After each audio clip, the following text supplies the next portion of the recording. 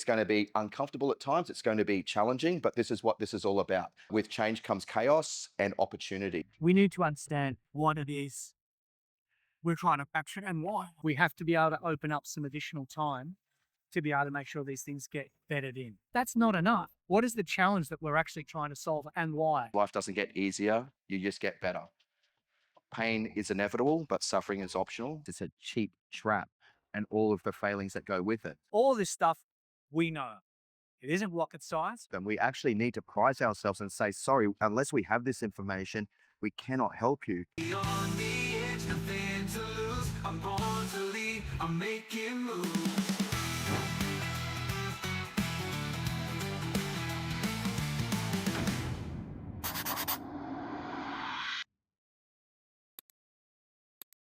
We are off-site today for our annual planning day, and it's one of my favorite days of the year.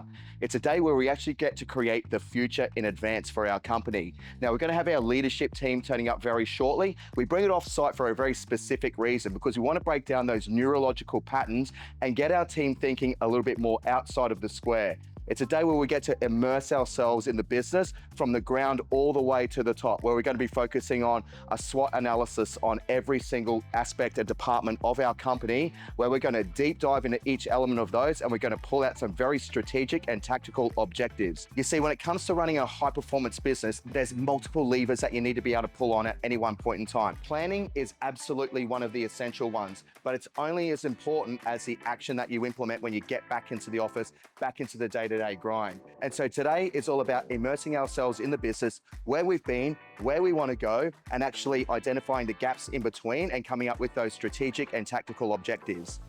Now, I can actually see the team rocking up now, so let's get inside and get the day underway. Well, I'd like to officially welcome everyone to the 2025 Annual Planning Day. It's my favorite day of the year. It's a time where we get to step away from the business, step away from all of the distractions and all of the workloads that we all carry upon our shoulders and managing our individual teams and departments.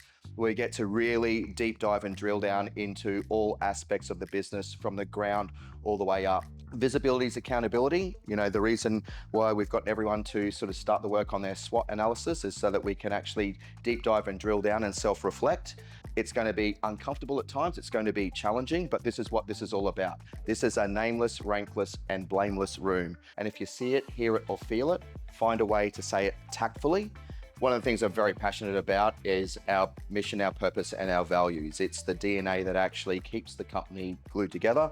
The reason why we've been around for such a long period of time, 23 years, is because we haven't just sat on our hands with the knowledge that we had all the way back then, 5 years ago, 10 years ago. I mean, we're constantly having to innovate and improve based on technology, the market, consumer behaviors, and there's no greater time that we've ever been in right now when it comes to change. There's so much. With change comes chaos and opportunity. We have to embrace the opportunity within the chaos that we have around us right now. Today is all about unity. It's about alignment. It's about caring and respecting for one another, because we're all going to have some differences of opinions based on the seat that we sit in, but it's all designed for one purpose, and that is our purpose, to help businesses thrive through powerful marketing. As we usually do in any of our leadership meetings, I just want to go around the room. That culture of innovation and improvement really shone through the SEO team over the last while. So being resilient and that's to be tested by your internal, by your police as well as the client is a big thing. There's been no other area of the business last year that was challenged more than your department. Mate, it has required a lot of resilience because there's been a lot of challenges there. As tough as it's been, we have the opportunity to learn from those. 2 years ago, it was culture, when we really were struggling and challenged a little bit with our culture. Now we've absolutely got one of the strongest cultures that I've seen in any organization. This year, our theme is all about growth, which we spoke about in our leadership meeting. And growth, I mean, you're at the spearhead of growth in your department. You need the support of every single seat in the business to be able to do so. There are no passengers in this business. There are no weak links in this business. We all have strengths from our own individual day-to-day tasks, and that fills me with positivity.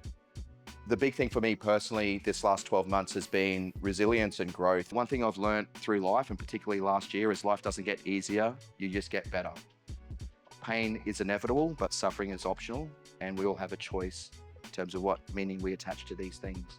We need to understand what it is we're trying to capture and why.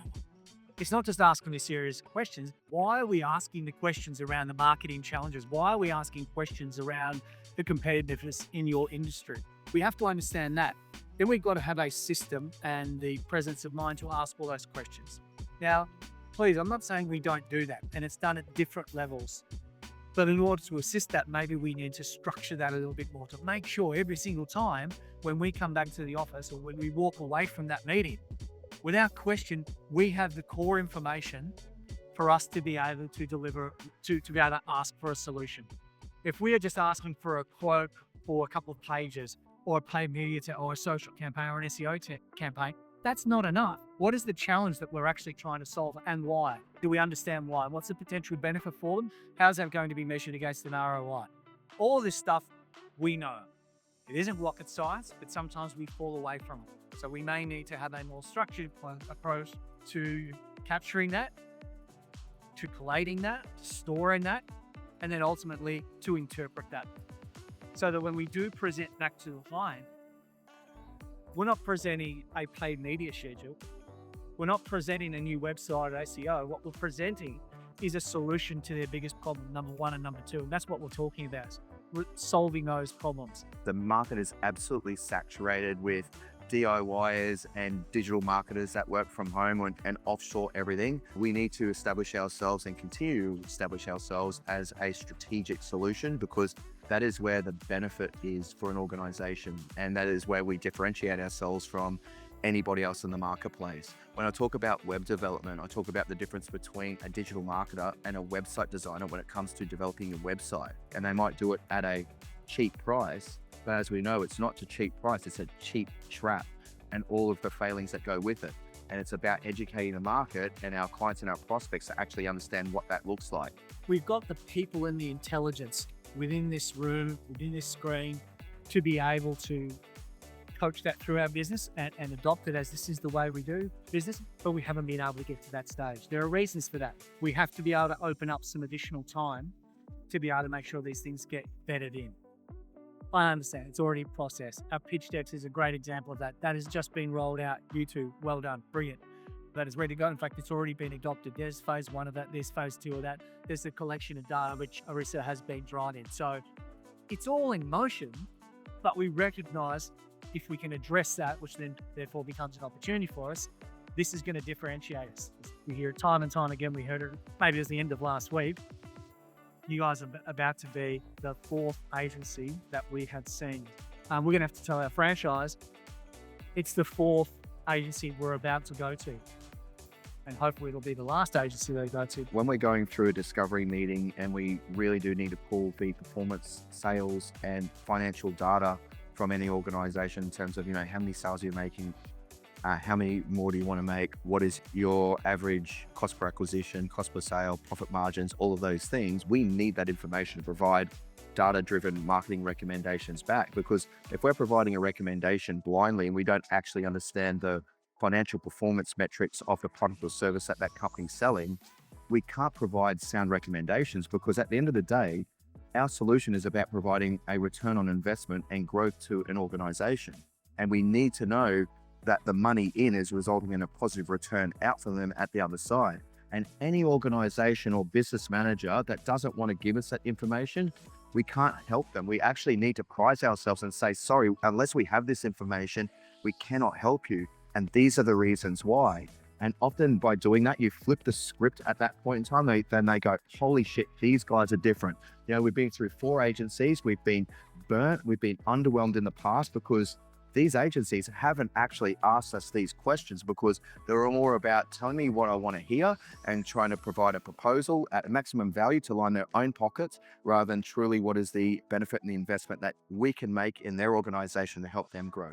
Well, that's our planning day done and dusted for another year. Now, success leaves clues, and the clues all lie in our SWOT analysis. You need to be able to embrace your strengths, really capitalize on your opportunities, be very, very aware of your threats, but most importantly, you need to be able to lean into the discomfort of your weaknesses, because it's in discomfort is where you find growth. Some of our biggest strengths that we've got in the business at the moment used to actually be some of our biggest weaknesses until we actually let into the discomfort and actually tackle those things head on. And the secret is actually in the planning.